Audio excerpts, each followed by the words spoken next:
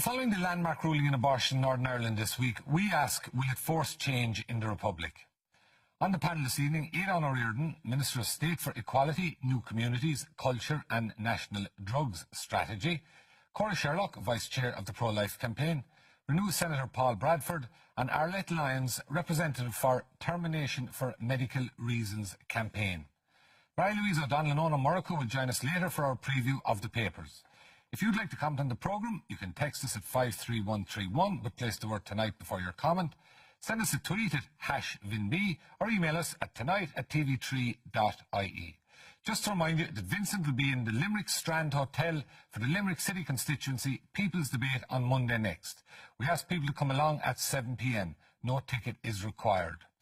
I'm just going to go to a clip in a minute, but just first of all to remind people who may not be totally up with it about Monday's ruling in Northern Ireland, in which Mr. Justice Horner said that women who are the victims of sexual crime and whose baby has a fatal fetal abnormality are entitled to exemptions in the law on abortion. He found that abortion legislation in Northern Ireland breached Article 8 of the European Convention on Human Rights by failing to provide exceptions to the prohibition on abortion in those particular cases. Now, let's just take a look at what Paul Bradford had to say in the Shannon yesterday. Language, Cathaoirleach, is something I just want to mention, because language is not just powerful, it is a very strong weapon. And when we speak this easy phrase, fatal fetal abnormalities, we're talking about babies who have a life-limiting or a very life-threatening condition. They are human beings, and at least one grouping representing parents who had such babies who might have lived for a day, a week, a month, attempted to make their views known to the Oireachtas Health Committee here 2 short years ago, and were not allowed to do so. So I think we need to be sensitive. There are no such babies as babies with fatal fetal abnormalities. There are babies with very serious, very profound, life-threatening and life-limiting conditions, but they are still human beings. Paul, just to go to you, that sentence, there are no such babies as babies with fatal fetal abnormalities. Well, from a medical perspective, there is no such term as fatal fetal abnormalities. It's a term, I suppose, which has entered the currency over the past 3 or 4 years. There are, of course, babies with life-threatening, life-limiting illnesses, and that's the point I was making. And it's something which has been raised with me quite regularly. Again, I suppose over the past 2 or 3 year period by 2 groups in particular. One group, Every Life Counts, another group, One Day More. They claim that they find this phrase particularly insensitive. They also, raise the issue of the phrase incompatible with life. They make the point to me, and I find it impossible to disagree, that once there is a prospect of life, be it for an hour or a day or a week, we can't, we can't say with certainty. But when prospective parents are told by a doctor, by a medical team, that there is virtually no chance of a baby surviving life, that's fatal fetal abnormality. Well, when parents hear such awful news, the first thing is that we must, remind ourselves how dreadful that must be. The argument I was trying to present, and maybe I didn't do so perfectly, none of us are perfect, is that we need to be careful about the use of language. Now, people have claimed that they're upset with what I have said. I just want to put on record that groups who unfortunately weren't allowed to come before the Oireachtas hearings have said to us that the term fatal fetal abnormality is one which deeply upsets them, because in some instances their babies might have been born as they lived for an hour, a day, a week, and they wanted that view presented. They have sought actually meetings occasionally, I think, with both the previous health minister and the current health minister. They didn't do so. And could I also just remind you, Michael, in a Dáil debate some months ago, and as I say, I'm the senator rather than in a Dáil, but Minister Varadkar, I think, used the phrase that fatal fetal abnormalities were babies who were dead in the womb. Now, in fairness, he corrected the record of the Dáil. Yeah, so rarely would a minister correct the record of the corrected. Yeah. Okay, Arlette, I mean, tragically, you had to travel to Liverpool in 2011. I think you've spoken about it, to terminate a much-wanted pregnancy when you found out that your baby had no chance of survival. Yeah. What do you think of that in terms of the term, for instance, in the first instance? Well, first of all, thank you for allowing me to come on a personal view and also as a representative of Terminations for Medical Reasons. I suppose Paul's comments, yesterday, the day before, it deeply hurt a lot of us, saying that there was no such thing as a fatal fetal abnormality. It also, it hurt people that didn't have a termination, that brought their babies to the end of the pregnancy. It also hurt them because it's very much was a fatal fetal abnormality. I think one thing that I really can't abide is the lies that are spread when it comes to fatal fetal abnormality or a severe illness. What kind of lies? Okay, well, a fatal fetal abnormality is where you're giving a 0% chance that your baby's going to survive. Now, we need to trust our doctors that is the case. We get tests through the placenta. They're not guesswork. It is 100% accurate. And a baby with a disability, a special needs, or a short life-limiting condition is completely different. And Anna, just to clarify, that people in your organisation and people obviously would have come into contact with because of your own tragic situation. In all those instances, or some or most of them, is it a question that they are told the baby has no chance of survival or little, or is it no chance? Is that specified? It's very specified, and since we lost our baby Sky, I have given birth to a little girl called Freya, who's now 28 months, and at my 12-week scan, I was told that it looked like she may have Down syndrome. And myself and my husband were like, that's fine, we'll proceed with the pregnancy. There was markers there for that she might have something wrong with her. And we were saying, well, once it's not fatal, we'll go ahead with the pregnancy. I was offered an amniocentesis and I said no, because the risk of miscarriage, I wasn't prepared to do that. Freya was then born in July 2013 with a chromosome abnormality, a cleft palate, a hole in her heart, bilateral hip dysplasia. Her chromosome abnormality is called 4q deletion. She has been cared for by Crumlin Hospital, who are the most amazing people ever. She's doing brilliantly. She has a lot of issues. She has a CPAP at night. She is a child with special needs. She is a child that was born with an illness. She is a child that, that Paul would refer to, or, plenty of times Cora would refer to. The difference between Freya and Sky are worlds apart. Sky was given a 0% chance of survival because the tests were 100% accurate. And in Terminations for Medical Reasons, we're there to support women and couples and families to proceed with their pregnancies and to give birth to their babies. But it should be the choice of the family. And Paul says that, that there's actually no such thing as a fatal fetal abnormality. Paul, if you ask any obstetrician, and you have to remember, these babies, we wanted them to live. This baby was loved and so wanted. If anybody was going to fight for this baby, it wasn't Cora or Paul, it was me and my husband. And we would have gone to the ends of the earth to try and give that baby a chance. Okay. So to prevent the suffering of that baby, my 2 boys that I had at the time and myself, we chose what was best for us, except we were kicked out of this country to make that horrific decision. Cora, you believe that people who find themselves in the situation of Arlette, that they should basically continue the pregnancy?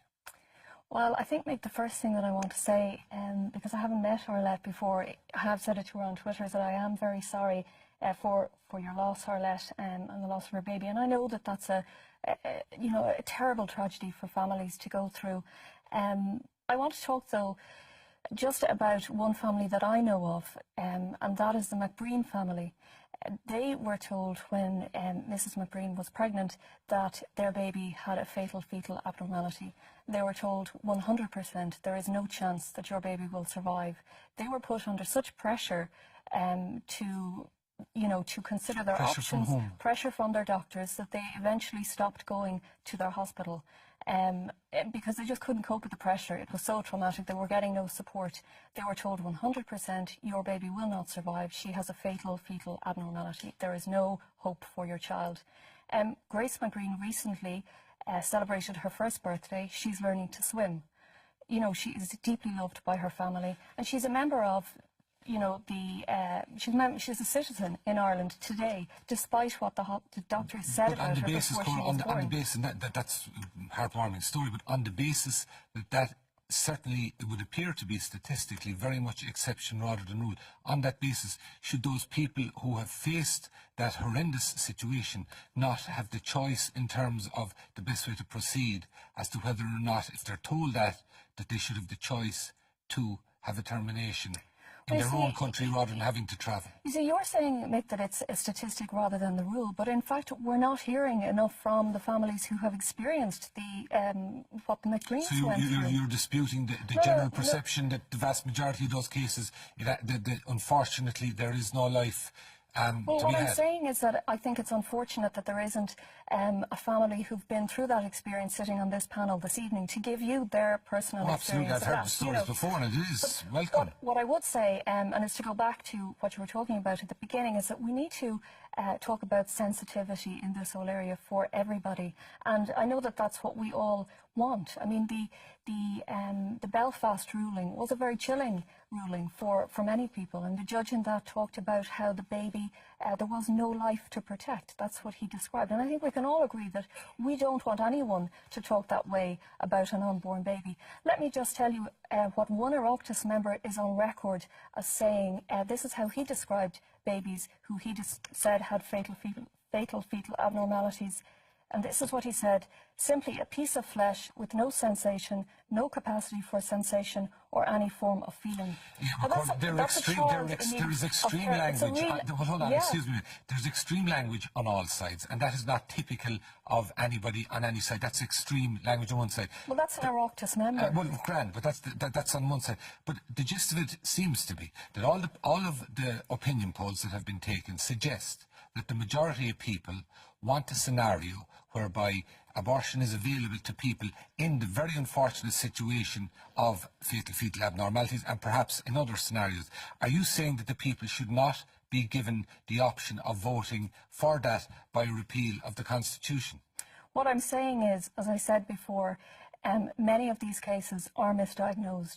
What about the Grace? Are you saying the people should not have a say in this by actually voting on what's in the Constitution? No, but what I'm saying is we need to have a proper debate on this issue, which we're not having. For example, how many of the viewers tonight know that the Irish Medical Organisation at their AGM earlier this year called on the government to provide proper hospice care for families in that situation?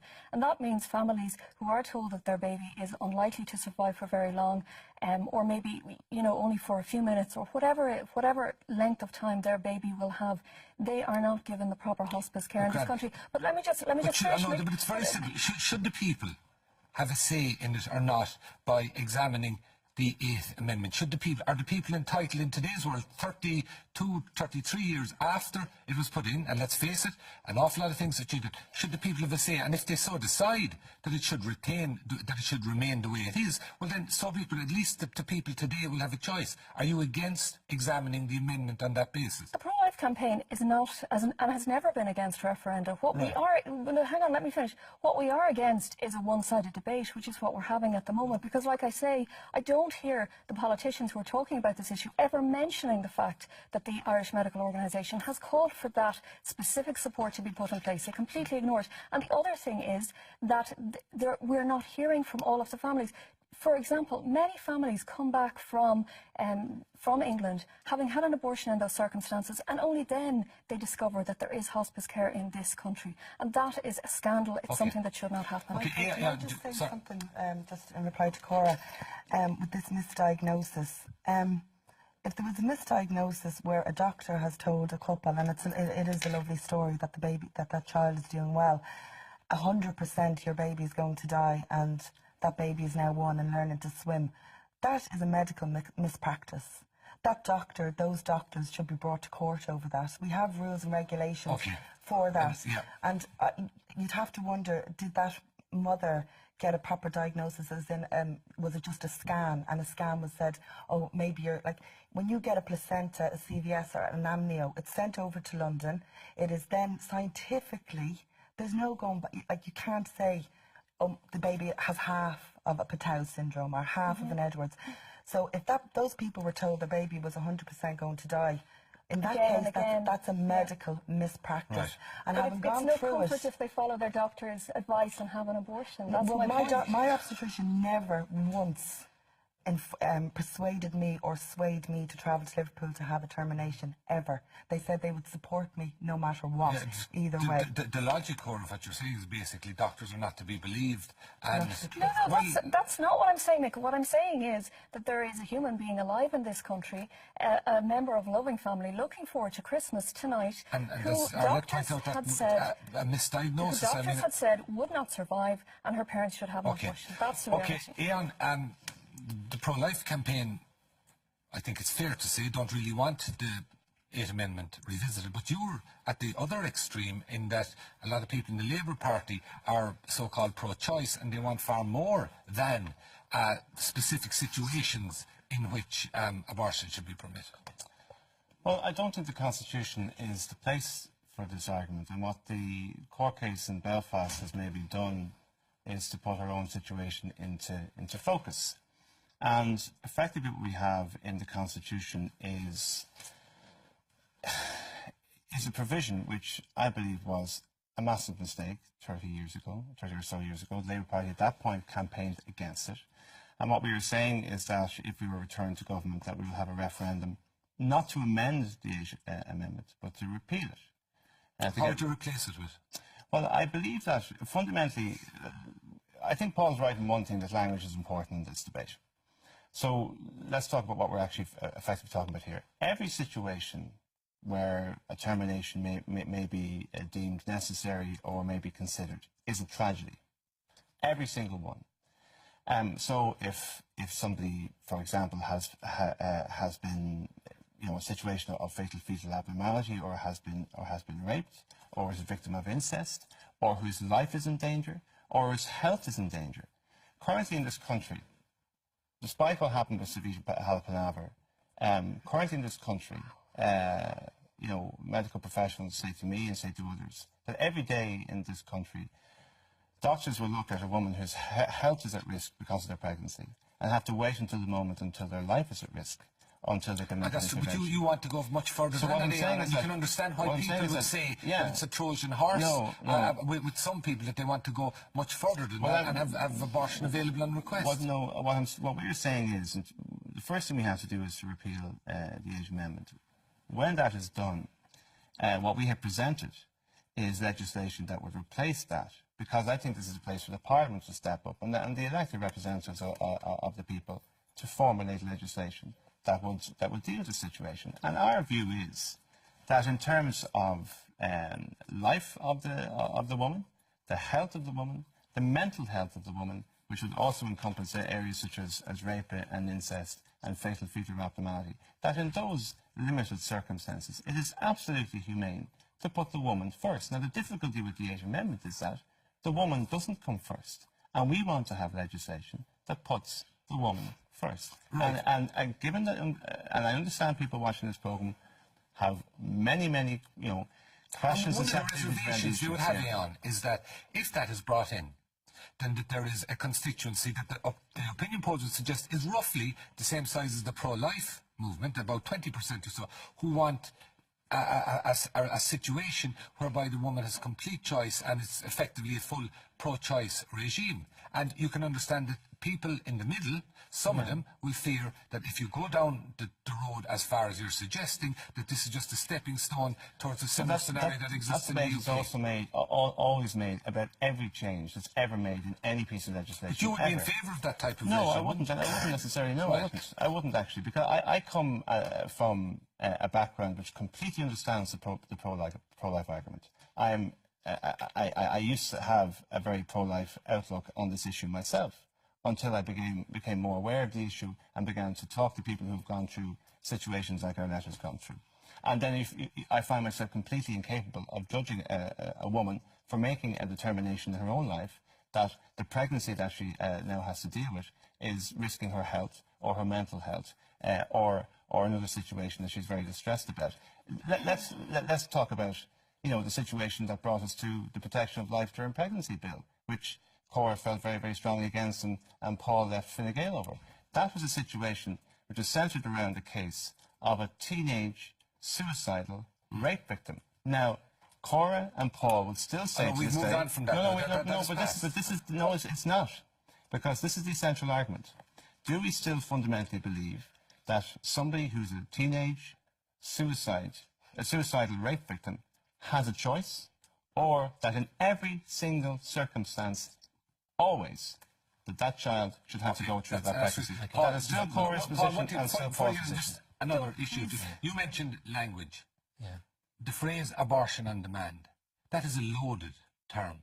That projects the image of a young woman confidently striding in and demanding something. Nobody suggests that we should have justice on demand, healthcare on demand. That's a loaded term, isn't it? And it tries to project a particular image of a regime of abortion that is available on request for people. Yeah, fair point. I suppose what it's trying to state is that, you know, across certainly Western Europe, starting in Britain and going further afield over then to the United States, that's what has happened once so-called limited abortion was introduced. I'm glad that Eoin, you know, reminded us of 2013 and the then abortion bill or protection in life bill, and Eoin will remember, you know, his own views, and we all have embarrassing moments in politics where, you know, a reporter may be unfairly nabbed him, shall we say, and Eoin was... He wasn't a reporter, he was a pro-life activist. Well, Eoin, you were reported, you know, as saying that you saw that... That's neither here nor there. That's Eoin's position. That's not a position of the majority of people. There's nothing I said in that article that I would withdraw. And it's absolutely, I'm glad you...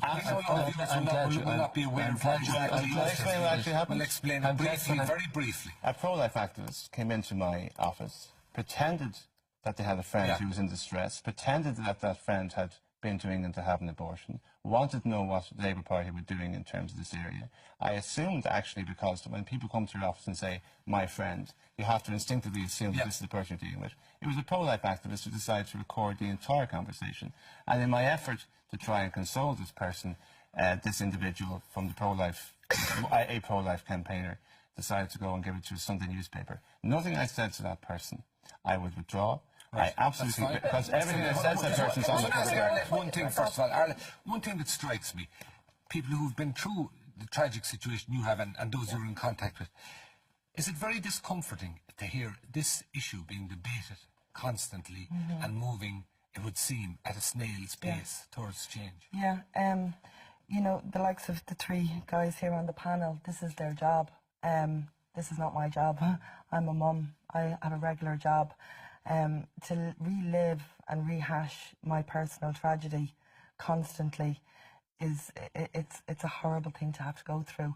But I'm not going to stop, and neither are the couple of hundred families in TFMR. They're not going to stop either.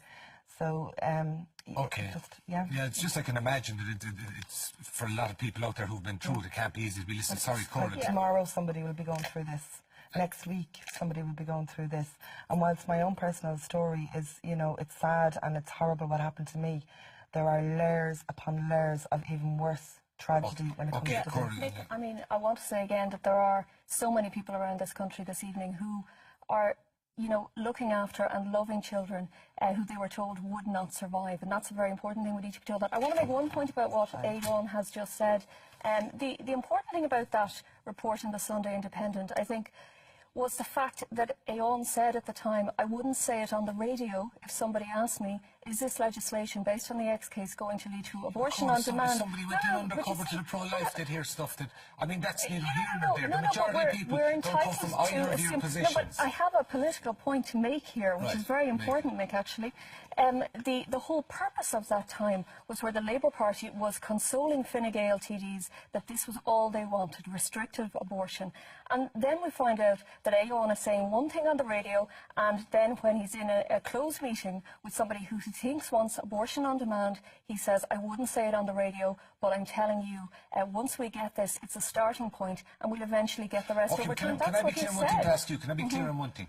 Are you saying that you have no objection to the referendum or the amendment being revisited and being put to a vote by the people?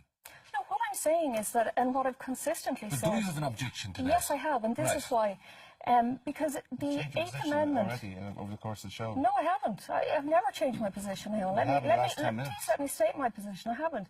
The point about the referendum, which the Labour Party doesn't want to accept, is the fact that removing it means removing a human right from the Constitution. But the majority of people, things have moved on in 30 years, Cora. The majority of people would seem to want it revisited and to be replaced with something else. No, but you know, that's not what the polls are showing. The polls are showing that the Labour Party is completely out of step with the people on the ground. Party. The majority of people want it is actually, because the Labour Party are the people who are pushing for this, and they have wanted under consistently certain circumstances for it to be available. That has been consistently the case over the last 3 or 4 years. But you see, once we look at certain circumstances, once you, and Aon is right, you know, I will give him the point that he is consistent when he's off the radio or off air. Once you establish the principle that a human life can be ended, that is a principle that you have crossed a Rubicon, essentially. And your definition of a human life, if you look at not necessarily... If you look at it's science, biological, everything that we presume to be human. Human rights. But it is actually human rights. Yes, it is. The Convention of the Rights of the Child, the preamble says that the child is a vulnerable human being who is entitled to legal protection both before and after birth. If you look at every other country in the world where abortion has been introduced for these so-called hard cases, and we will always have hard cases which we must address in a sensitive and kind way, abortion always, it widens out. That's why you get abuses throughout the world. Do you want to get in there? Well, the point is that, again, going back to the issue that every single one of these circumstances is a tragedy, and that there are situations where women's lives are put at risk, and there are situations where women's health is put at risk. And I honestly can't say for the people in my life, people that I love, that in every single circumstance I could absolutely say, I'm sorry, that, you know, your situation, your health, your life, the sexual violence that you've gone through, the incest that you've gone through, or the fatal fetal abnormality that you're carrying, that has to be swept aside, and that you have to be forced to go through. Do you believe that the next doll, irrespective of whom is returned or the formation? No, I don't. Do you believe it'll revisit the amendment? I absolutely believe that the only way, and this isn't to be, I don't believe, a politically charged statement, because the only reason why the next case was legislated for, because Labour had it in their manifesto. So this is going to be a big the only way that this referendum will happen is if Labour are in government.